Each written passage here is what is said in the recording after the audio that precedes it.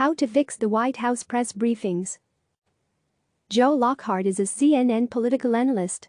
He was the White House press secretary from 1998 to 2000 in President Bill Clinton's administration. He co-hosts the podcast Words Matter. The opinions expressed in this commentary are his own. View more opinion at CNN. There has been much debate about whether television and cable networks should air the entirety of the president's press briefings live. A president updating the American people during a global crisis is certainly newsworthy. But many argue that giving President Donald Trump an unchecked platform to spout false information is irresponsible. This debate, in my opinion, presents the wrong question. Instead of asking whether the briefings should be aired, we should be asking how they can be improved. We are in a national crisis and we only have one president. It's hard to make the case that his words are not relevant amid wall-to-wall coverage of the COVID-19 pandemic. What needs to change is the briefings themselves. First, get them out of the briefing room. Some 20 years ago, I approached President Bill Clinton with the idea of renaming the room after former White House Press Secretary James Brady, who was shot in the head and permanently disabled in the 1981 assassination attempt on President Ronald Reagan. Jim the Bear Brady represented the best in America, and that room has special meaning, not only to the Brady family and reporters, but to all Americans who received some of the most significant news in their lives from that room.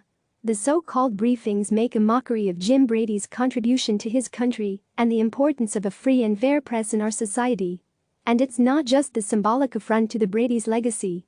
While Trump has failed to adhere to CDC guidelines to stay 6 feet apart from others, he has benefited from the new White House Correspondents Association rules that restrict the number of journalists who can attend the briefings on any given day. The briefings are now covered by a rotating pool of reporters instead of the entire White House press corps as a precaution against the virus. The pool includes reporters from several wire services who file stories for thousands of other news organization subscribers.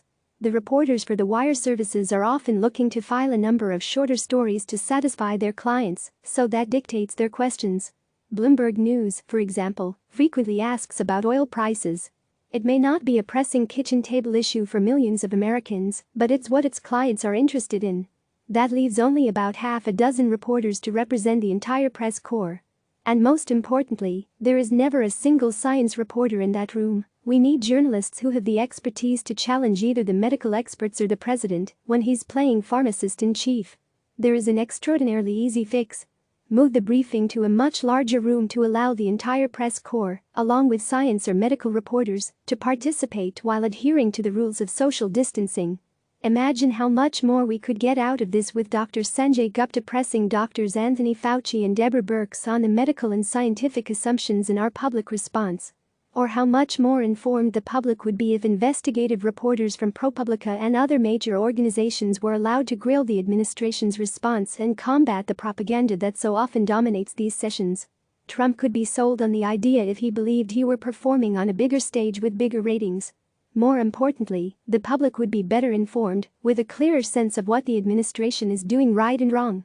In the meantime, it seems unlikely the White House will introduce major changes, and I expect television networks will continue broadcasting the press briefings until we see the other side of this crisis. A few modest changes might make it more beneficial to the public. Television news is no longer one-dimensional, with graphics and chirons often telling a different story than the one on screen. You can simultaneously watch a news story, see sports headlines and what's happening in the markets on the same screen. Imagine how much richer these White House briefings would be if experts provided a running commentary that could be incorporated on screen. This would be as simple as saying, the president's assertion is correct, providing additional context to the dizzying array of numbers that get thrown around, or fact-checking the president and pointing out the falsehoods. My guess is this can be done in near real time.